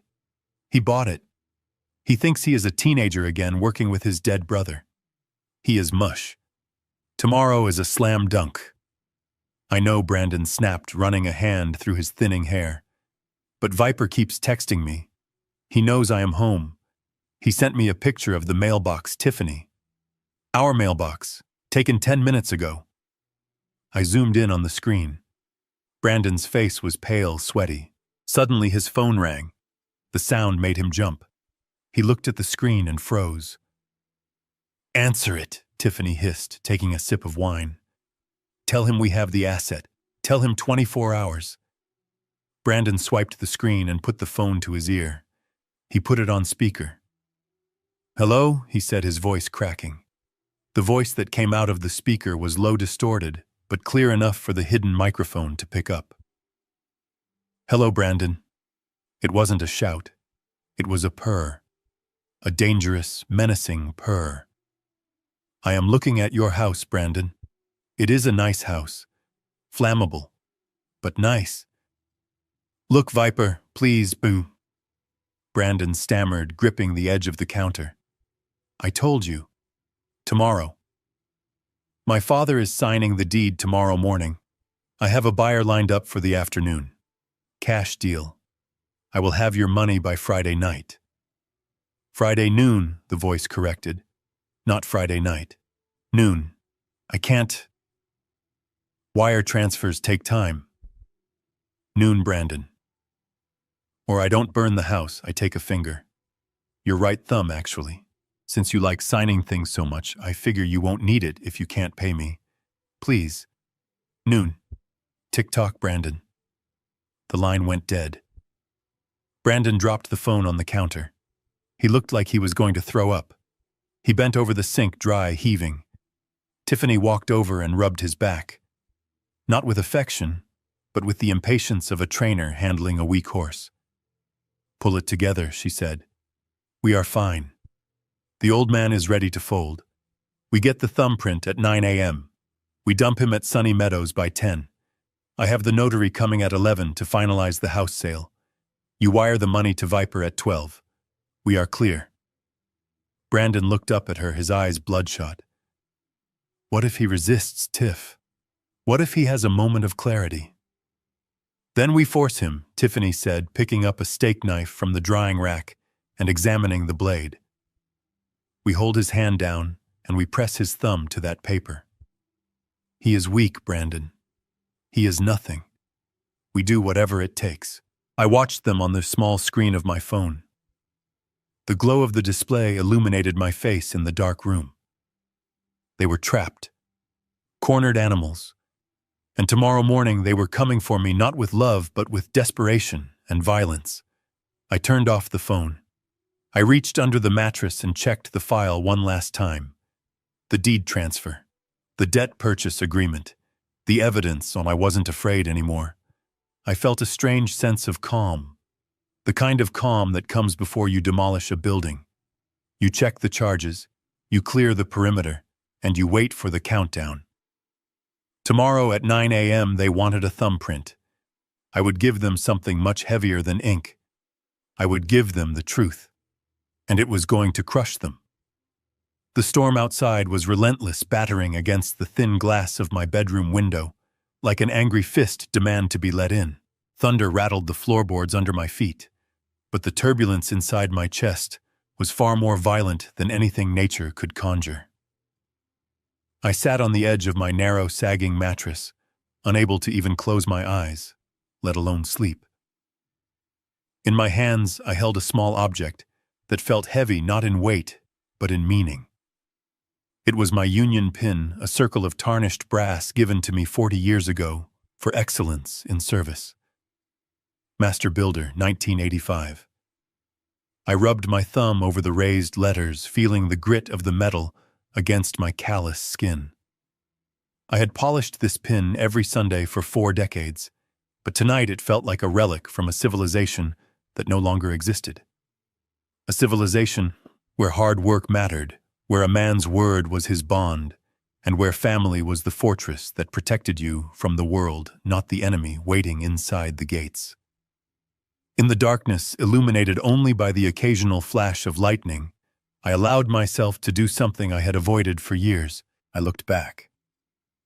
I looked back not at the buildings I had raised or the concrete I had poured, but at the boy I had raised. Brandon. I remembered him as a toddler clinging to my leg when I came home covered in dust. I remembered his first little league game where he struck out 3 times and cried in the dugout. I didn't tell him to toughen up. I bought him ice cream. I told him the umpire was blind. I remembered when he crashed his first car, a beat-up Honda I had bought him. He was terrified, shaking like a leaf. I didn't make him pay for the repairs. I took extra shifts on the weekend to cover it so his insurance rates wouldn't go up. I sat there in the dark, and the realization hit me harder than any hammer I had ever swung. I had done this. I had created the monster that was currently sleeping down the hall. I had shielded him from every consequence. I had cushioned every fall. I had taught him that if he broke something, his father would fix it. If he owed money, his father would pay it. I thought I was being a good provider. I thought I was giving him the life I never had, growing up poor in the city. But I wasn't giving him a life. I was taking away his character. I had robbed him of the struggle that makes a man strong. And now, faced with a debt he couldn't pay and a life he couldn't manage, he was doing exactly what I had trained him to do. He was looking for Daddy to fix it. Only this time, fixing it meant selling Daddy down the river. A tear, hot and stinging, rolled down my cheek and splashed onto the brass pin. It wasn't a tear of sadness. It was a tear of shame. I wasn't crying because my son was a traitor. I was crying because I was his architect. The sound of the doorknob turning made me freeze. I shoved the pin under my pillow and hunched my shoulders instantly, slipping back into the role of the frail, confused old man. The door creaked open, slicing a wedge of hallway light across the floor. A silhouette stood there. Brandon. He stepped into the room. He was moving quietly, almost like he was floating. In his hand, he held a glass of warm milk. Steam rose from it, curling into the stale air of the room. "Dad," he whispered. His voice was soft, gentle. It was the voice he used when he wanted money. "Are you awake?" I blinked slowly, looking up at him with unfocused eyes. "Brandon. Is it morning? Is the truck here?" "No, Dad, it is still night," Brandon said, stepping closer. "The storm woke you up, huh?" "I couldn't sleep either. I was worried about you." He sat on the edge of the bed. The mattress dipped under his weight. I could smell him. He smelled of scotch and nervousness. His eyes were darting around the room, checking the corners, avoiding my gaze. "I brought you some warm milk," he said, holding the glass out to me. "Mom used to make this for us, remember? Nutmeg and honey. It will help you sleep. You have a big day tomorrow. You need your rest." I looked at the glass. The milk was frothy white and innocent-looking. But my instincts, the same instincts that told me when a retaining wall was about to buckle, were screaming at me. Why now? Why the sudden kindness after months of neglect? Why milk when he knew I was lactose intolerant? Something a son who cared would remember. "Thank you, son," I said, my voice trembling. You are a good boy, always taking care of your old man." I reached out with a shaking hand. Brandon watched me intently. His eyes were locked on the glass. There was a hunger in his stare. He wasn't just offering a drink. He was waiting for a result. I brought the glass to my lips. The smell hit me. Under the nutmeg and the honey, there was something else. A chemical bitterness. Acrid and faint but present. My heart hammered against my ribs. What was in this? Sleeping pills. Sedatives to make sure I was compliant for the notary tomorrow. Or was it something worse? Tiffany had talked about my heart medication. She had talked about nature taking its course. I took a sip, just enough to wet my lips, but not swallowing. I let out a long, contented sigh. "It is good," I mumbled, wiping my mouth with the back of my hand. "Just like Mom made." "Drink it all." "Dad." Brandon urged, his voice tight. "It gets cold fast." I need to sit up more," I said, shifting my weight. "My back." "Help me with the pillow, Brandon." Brandon sighed, impatient but compliant. He leaned over me, reaching for the pillow behind my head. For 1 second, his line of sight was blocked by his own body as he reached across. That was all I needed. With a speed that would have surprised a man half my age, I tipped the glass. I didn't pour it on the floor where it would leave a stain. I poured it directly into the pot of the peace lily that sat on my nightstand. The dry soil drank the white liquid instantly. By the time Brandon pulled back, the pillow fluffed. I was bringing the empty glass down from my face, licking my lips. "That was fast," Brandon said, looking at the empty glass with visible relief. "I was thirsty," I said, handing it back to him. "Thank you, son. I feel sleepy already." "Good." Stood up, clutching the empty glass like a trophy. "Go to sleep, Dad. Dream of the farm. Tomorrow everything changes." He backed out of the room and closed the door. I heard the lock click. I lay there in the darkness, my eyes wide open, staring at the ceiling. I listened to his footsteps fade down the hall. I listened to the murmur of Tiffany's voice asking if I drank it. I listened to Brandon say yes. I didn't sleep. Not for a minute. I lay there keeping a vigil over my own life. I thought about the peace lily on the nightstand. It was a hardy plant. I had bought it 5 years ago. I watered it every week. It had survived neglect, cold drafts, and dry spells. It was a survivor. Just like me. The storm raged on for hours, mirroring the tempest in my soul. But eventually, as all storms do, it ran out of rain. The thunder faded into the distance, and the first gray light of dawn began to creep through the window. I sat up. My body was stiff, my joints aching from the dampness, but my mind was razor sharp. I turned to look at the nightstand. The peace lily was dead. It wasn't just wilted. It was destroyed. The vibrant green leaves had turned a sickly yellow-brown. The stems had collapsed, hanging over the side of the pot, like limp noodles. The veins in the leaves were black. Whatever was in that milk, it wasn't just a sleeping pill. It was poison. A high dose of something toxic enough to kill a living thing in a matter of hours. I stared at the dead plant, and I felt the last remaining tether to my old life snap. The Harrison Thorne who forgave his son, who made excuses, who blamed himself for spoiling the boy, that man died in this bed last night. He died when he looked at that glass of milk. I reached out and touched a dead leaf.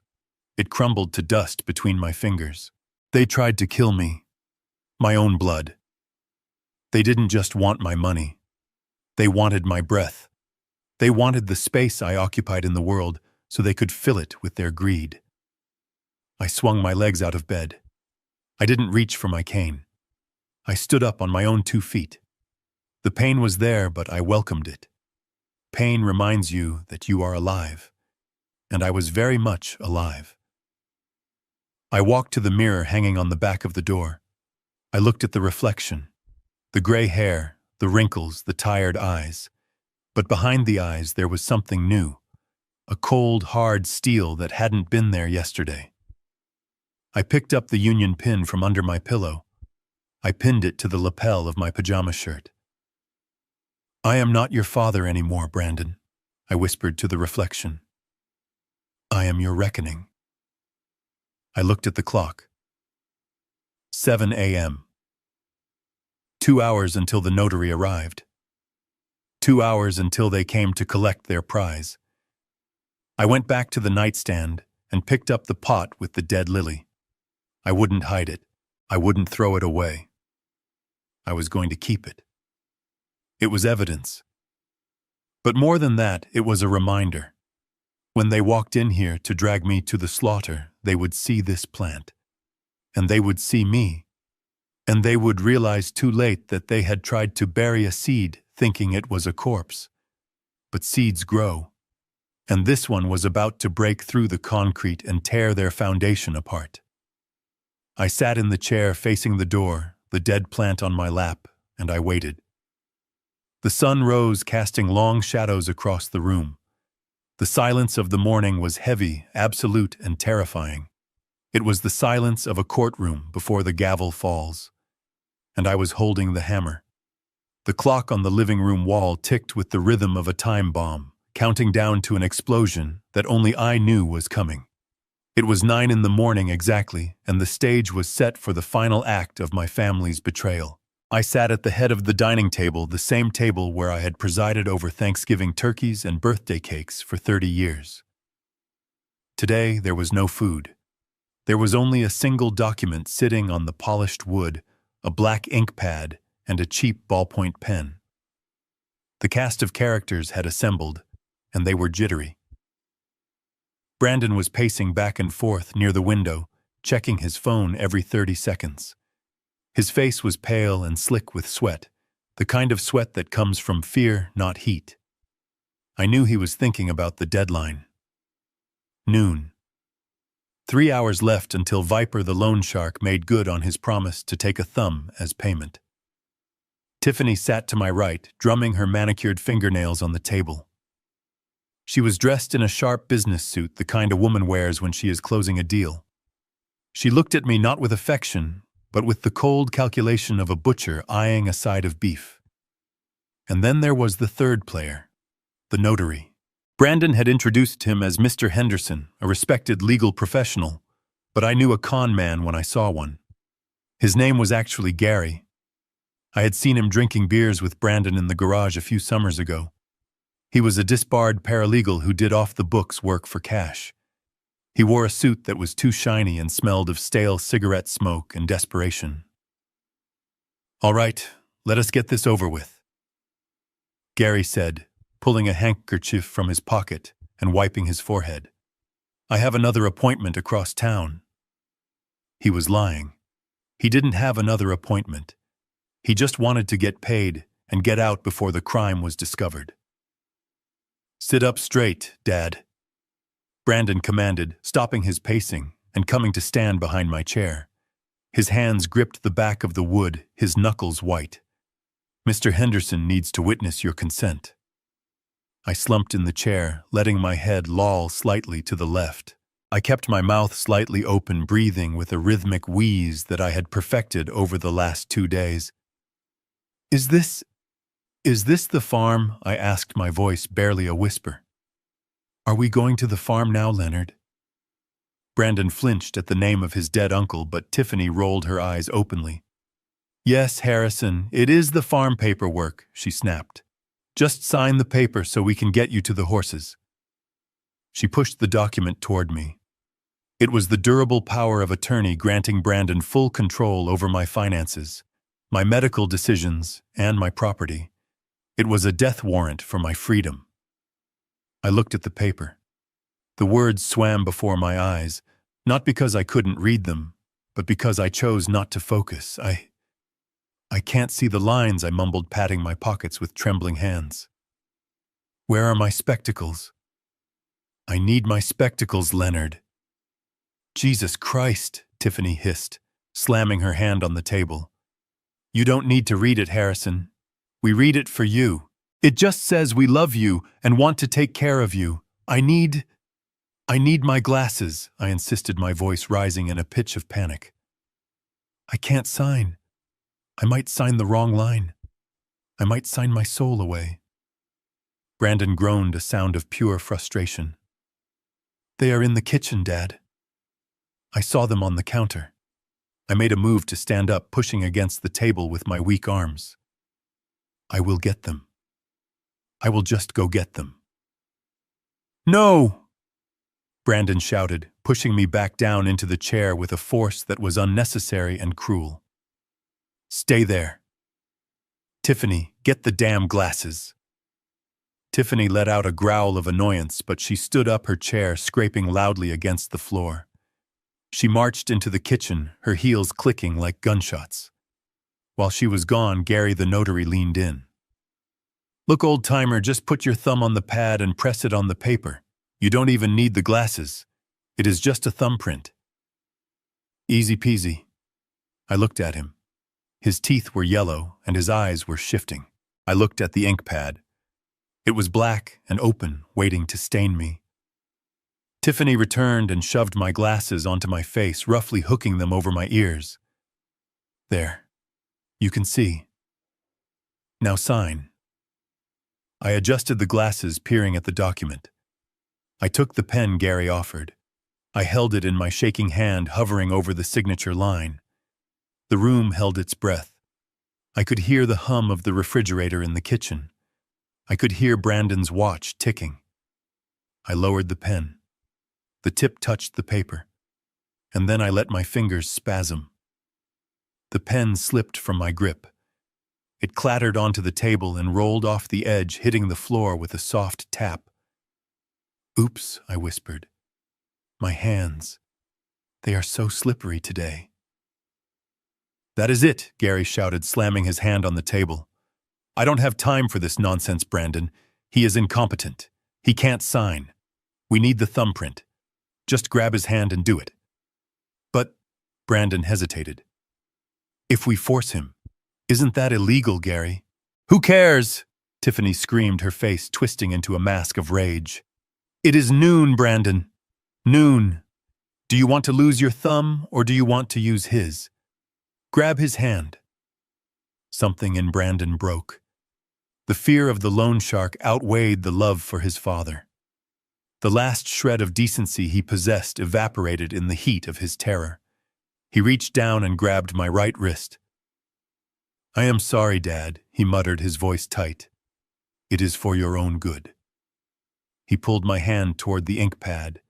His grip was clammy and desperate. Stop, I whimpered feebly, trying to pull back. I don't want to, it hurts. Do it, Brandon, Tiffany yelled, leaning over the table, her eyes wide and manic. Press it down.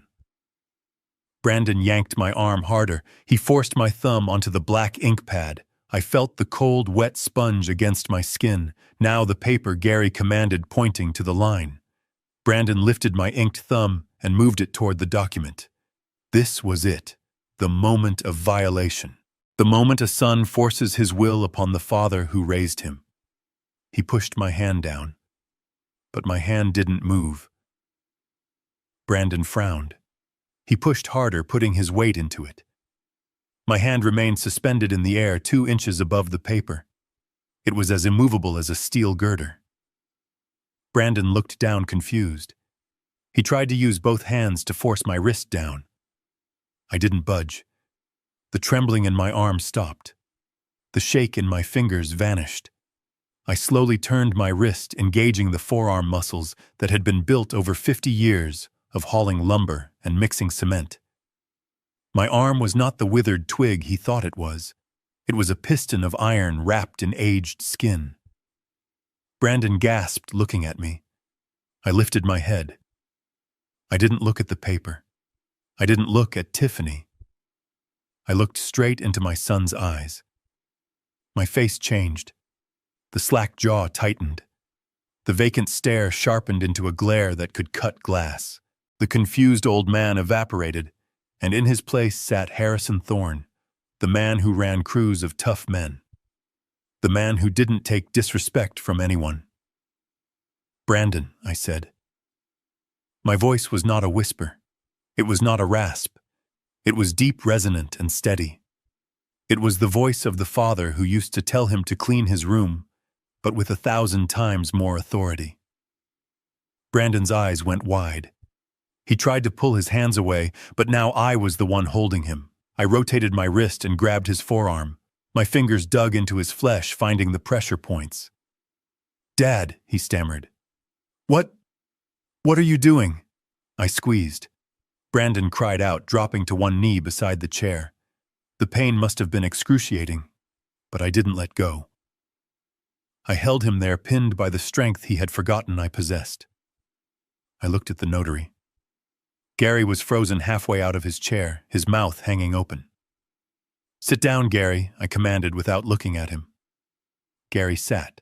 He fell back into his chair like his strings had been cut. I turned my gaze to Tiffany. She was standing with her hand over her mouth, her face draining of color. She looked from me to Brandon, realizing with horror that the dynamic had shifted violently. "You wanted a signature," I said to Brandon, my voice calm and terrifying. "You wanted a thumbprint. You wanted to sell my house. You wanted to put me in a cage. Dad, please let go." "You are hurting me," Brandon whined, trying to pry my fingers off. "Hurting you?" I asked, tightening my grip until I felt his radius bone creak. "You tried to poison me last night, Brandon. You put arsenic in my milk. Do you think a squeezed arm compares to murder?" The word murder hung in the air, sucking the oxygen out of the room. Brandon stopped struggling. He stared at me in shock. You knew." "I know everything," I said. I leaned in close, my face inches from his. "I know about the gambling. I know about Viper. I know about the foreclosure. I know about the fake nursing home. And I know about your wife's boyfriend, Mike, and their plan to divorce you once I was dead." Tiffany let out a strangled sound. She backed up, hitting the wall. Brandon turned his head slowly to look at his wife. "Mike," he whispered. "Yeah, Mike," I said, releasing Brandon's arm with a shove that sent him sprawling onto the floor. "The personal trainer. The one she was kissing in your office yesterday while I was hiding in the closet." I stood up. I didn't need the cane. I kicked the chair back, and it fell with a loud clatter. I towered over them. The pain in my back was there, but the adrenaline masked it. I felt 10 feet tall. I picked up the document, the power of attorney. I looked at it, and then I looked at them. I ripped it in half. Then I ripped it again. I let the pieces flutter down onto Brandon's head like confetti at the saddest parade in history. "The game is over," I declared. "The act is done." The room was silent, save for Brandon's ragged breathing and the soft whimper coming from Tiffany. Gary, the notary, looked like he was calculating the distance to the door. And then right on cue, the doorbell rang. It was a sharp, cheerful sound that shattered the tension into a million jagged pieces. Brandon flinched violently, scrambling backward on the floor, like a crab.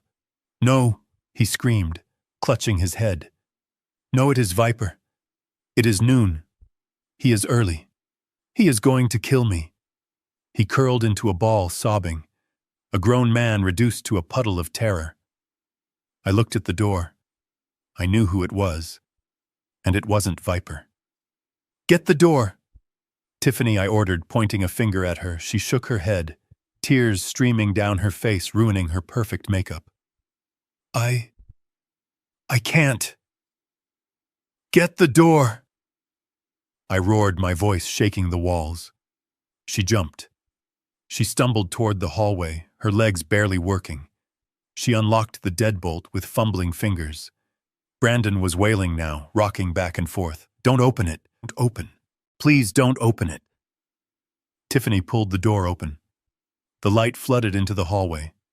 Standing there was not a thug with a baseball bat. The silhouette framed in the doorway was not the grim reaper my son feared, but to him it must have looked like the angel of death in a 3-piece suit. Mr. Caldwell stepped into the foyer with the kind of authority that sucks the air out of a room. Flanking him were 2 uniformed police officers, their hands resting near their belts, and 4 private security contractors who looked like they chewed gravel for breakfast. Brandon was still huddled on the floor, whimpering about his thumb and the loan shark. He didn't even look up until the heavy boots of the officers echoed on the hardwood. When he finally raised his head and saw the badges, the confusion on his face was absolute. One of the security guards rumbled, blocking his path with a chest the size of a refrigerator. Nobody leaves until Mr. Thorne says they leave. Tiffany had backed up all the way to the sideboard, her hands trembling violently. She looked at the police, then at me, then at the shredded papers on the floor. Her mind was racing, trying to find an angle, a lie, a way out. "Harrison," she choked out, forcing a wobbly smile. "Thank God you called the police. Brandon was going crazy. He was hurting you." "I tried to stop him, officers. I told him not to force his father." I stared at her. The audacity was breathtaking. She was throwing her husband under the bus before the wheels had even stopped turning. I walked over to Mr. Caldwell. I stood tall, my spine straight, the adrenaline masking the ache in my joints. I placed a hand on the lawyer's shoulder. "Gentlemen," I said, my voice filling the room, "allow me to make the introductions. This is Mr. Caldwell. He is my attorney, and he is here to read the will." Brandon blinked, wiping snot from his nose. "The will? But Uncle Leonard is dead. We know he is dead. What does this have to do with anything?" Caldwell opened his leather briefcase. The click of the latches sounded like gunshots in the quiet room. He pulled out a blue folder. "He is not here to read Leonard's will to me, Brandon," I said, looking down at my son. "He is here to read it to you, so you can understand exactly what you just threw away." Caldwell adjusted his glasses. "Mr. Leonard Thorne passed away, leaving his entire estate to his sole surviving brother, Harrison Thorne. The estate includes 2 operational vineyards in Napa Valley, a beachfront property in Malibu, and liquid assets totaling $18.4 million. The number hung in the air. $18.4 million. Brandon's jaw dropped. He looked at me, his eyes wide with shock and greed. 18 million. Dad. You are rich." "I was rich," I corrected him. "I came here yesterday ready to share it with you. I came here ready to pay off your debts, to fix this house, to buy you a future. But then I heard you through the door. I heard you planning to sell me for parts." But Dad, Brandon scrambled to his knees. "We didn't know. If we knew—" "If you knew, you would have treated me better," I interrupted. "And that is the problem, Brandon. You shouldn't need a price tag to treat your father with dignity." Tiffany let out a high-pitched laugh. It sounded manic. 18 million. We are rich. Brandon, do you hear that? We are rich. Harrison, surely you can't be holding a grudge. We were just stressed. We can start over. We can move to Malibu together. I looked at Caldwell and nodded. "Show them the movie." Caldwell pulled a tablet from his bag. He tapped the screen and turned the volume up to maximum. A video started playing. It was black and white, grainy footage from the camera hidden in the office closet. Tiffany's voice filled the room, clear and undeniable. "He won't talk for long. He has a heart condition. If he were to say, miss a few doses. At his age, a heart attack is just nature taking its course." Then the sound of kissing, and the man's voice. "Mike." "What about Brandon?" "Brandon doesn't know anything. I am filing for divorce. I am taking half, and we are going to Cabo." Brandon stared at the screen. He stopped breathing. He watched his wife, the woman he had just assaulted his own father for, plotting his destruction in the arms of another man. He turned his head slowly toward Tiffany. His face was a mask of betrayal so deep it looked like physical pain. "Mike," he whispered. "My trainer. You are sleeping with Mike." Tiffany's face crumbled. That is deep fake," she screeched, pointing a shaking finger at the tablet. "That is AI. Harrison made it up. He is tech-savvy. He is lying." Caldwell swiped to the next file. "And this," he said, holding up a paper, "is the toxicology report from the lab we used this morning. We tested the soil from the peace lily in Mr. Thorne's bedroom. It contained a lethal dose of crushed digoxin and rat poison, enough to stop a man's heart in 2 hours. One of the police officers stepped forward, his hand resting on his handcuffs. Attempted murder, Mrs. Thorne. Conspiracy to commit murder. And we have the recording of you pouring the milk in the kitchen, thanks to the camera in the cabinet.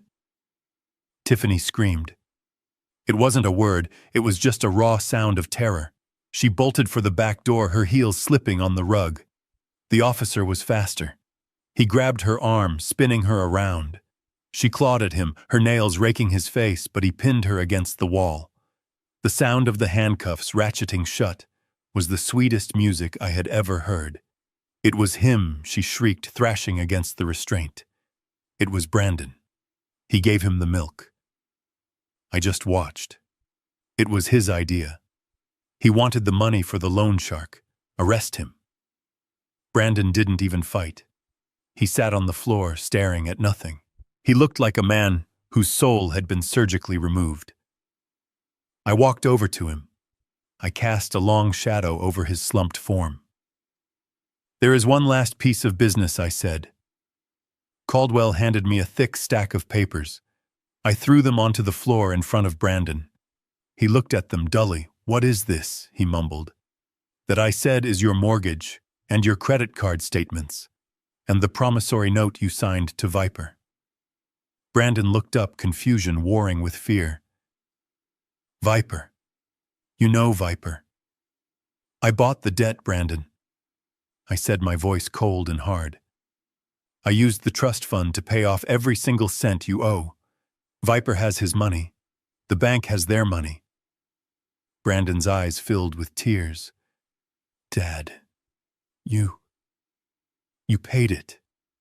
You saved me. Oh God, thank you. I knew you loved me. I knew you wouldn't let them hurt me. He reached out to grab my leg to hug me. I stepped back. I didn't pay it to save you, I said. I paid it to own you. Brandon froze. What? I am the creditor now, I said. I own the note on this house. I own the note on your car. And I own the $200,000 you borrowed from the mob. And unlike the bank, I don't offer grace periods. Caldwell stepped in. Mr. Thorne is calling in the loans, Brandon. All of them. Immediately. Since you have no assets and no income, we are initiating foreclosure proceedings on this house effective this afternoon. You have 1 hour to vacate the premises. Brandon looked around the room where he had planned my demise. 1 hour, but where will I go? I don't know, I said, shrugging. Maybe you can go to Sunny Meadows. I hear they have a bed open in the indigent ward. It is cheap. And they have a patio. Brandon burst into tears, ugly racking sobs that shook his whole body. He crawled forward on his hands and knees. He grabbed the hem of my trousers, burying his face in the fabric. Dad, please. I am sorry. I am so sorry. She made me do it. I was scared. I am your son. Please don't do this. I love you. Don't leave me with nothing. I looked down at the man sobbing at my feet. I looked for the little boy I had carried on my shoulders. I looked for the teenager I had taught to drive. But all I saw was the man who squeezed my arm until the bone creaked.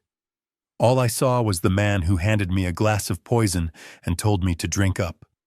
I pulled my leg away from his grasp. I brushed the dust off my trousers. I leaned down close to his ear so he wouldn't miss a single word. You are looking for your father, I whispered. But he is not here. You killed the forgiving father last night, Brandon. You poisoned him with that milk, and you crushed him with that thumbprint. I stood up and turned my back on him. The man standing in front of you is just your creditor, and your debt is due. I walked toward the door. Take him away, officers, I said. Get them both out of my sight. I walked out onto the porch into the fresh morning air. The storm had passed. The sun was shining. Behind me I heard the wail of my son and the cursing of his wife, but I didn't look back. I had a lot of work to do. I had a house to sell, and a new life to build. And for the first time in a long time, I felt completely free. I watched from the porch as the flashing lights of the police cruiser painted the neighborhood in spasms of red and blue. It was a spectacle that had drawn the neighbors out from behind their curtains, the same neighbors who had ignored me for years when I walked with my cane down the sidewalk. Now they watched with open mouths as Tiffany was led down the driveway.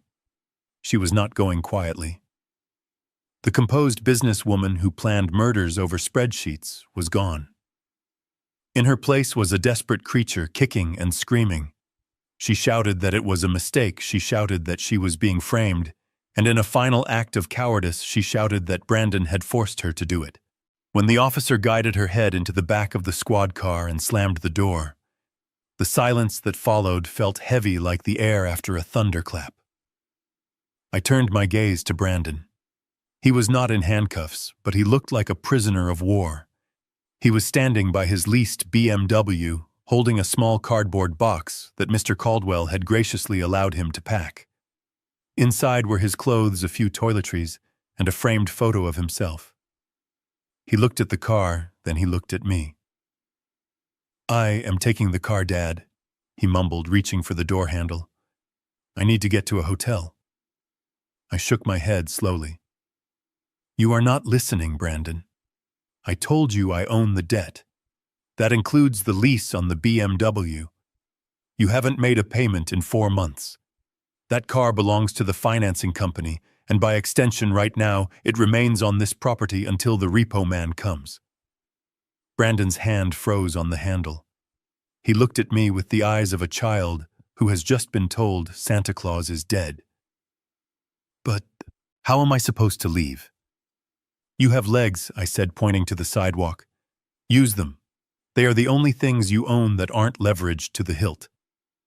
He looked down at his expensive Italian loafers shoes that were not made for walking. He looked at the long road stretching out of the subdivision. "Dad, please," he whispered, his voice breaking. "I have nowhere to go, no money, no friends. Everyone I know was through Tiffany or the business." I reached into my pocket and pulled out my wallet. It was an old leather thing, cracked and worn. I pulled out a single $20 bill. I walked down the steps and tucked it into the breast pocket of his blazer. "There is a bus station 3 miles east," I said. "A ticket to the city is $12. That leaves you $8 for a meal. It is more than you were going to leave me. You were going to leave me with a bed in a ward that smelled of urine and a cup of poisoned milk." I stepped back. "Goodbye, Brandon." He stood there for a long minute, tears streaming silently down his face. He waited for me to crack. He waited for the father who had bailed him out of every mess since kindergarten to emerge and write a check. But that father was gone, buried under the betrayal of the last 48 hours. When he realized I wasn't moving, he turned around. Shoulders slumped, dragging his feet. He began the long walk down the driveway. He looked small. He looked defeated. And as I watched him disappear around the corner, I felt a strange sensation in my chest. It wasn't joy.